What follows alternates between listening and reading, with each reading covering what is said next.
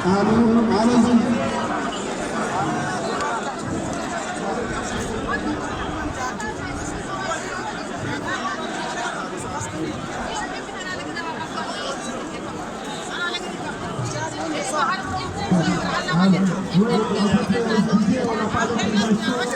won a toni maki mawni candiro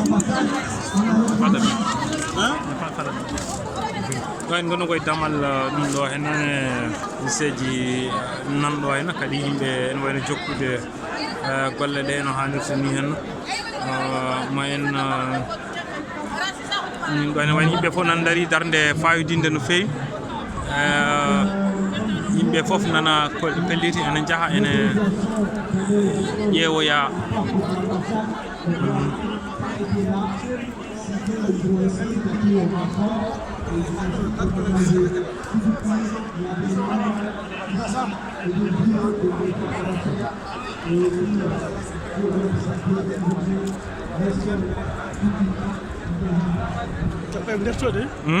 mboɗo sigo nder to payi nanda kay mi nanani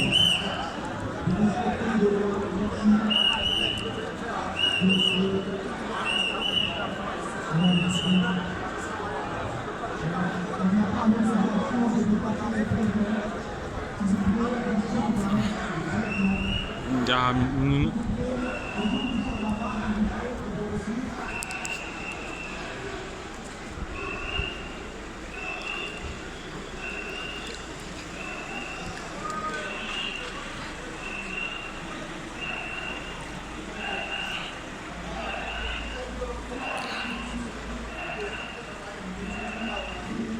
ɗo wayno e damal hono ambassade o. Comment vous imaginez comment il va réagir en recevant cette lettre? Nous savons que cette lettre ne sera même pas lue, mais ce qui est important, ce qu'on avait à faire, on l'a fait, et puis on va continuer. Malheureusement, on s'y attend.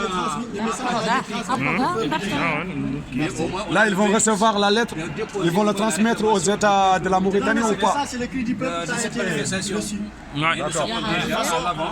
Merci de votre témoignage devant l'ambassade de Mauritanie. Vous avez entendu? On a déjà posé la lettre, mais on est sûr et certain que la lettre ne va pas être lue et que c'est un gouvernement qui est un gouvernement fantôme, c'est un gouvernement qui est un gouvernement de vampires qui va sucer le sang du peuple. Et nous, on dit non. Mais quand même, on va continuer. La jeunesse dit non. Nous l'essentiel, qu'on a fait notre devoir. Qu'ils ne le lisent pas. Nous, on a fait, on est là, on sera là aussi.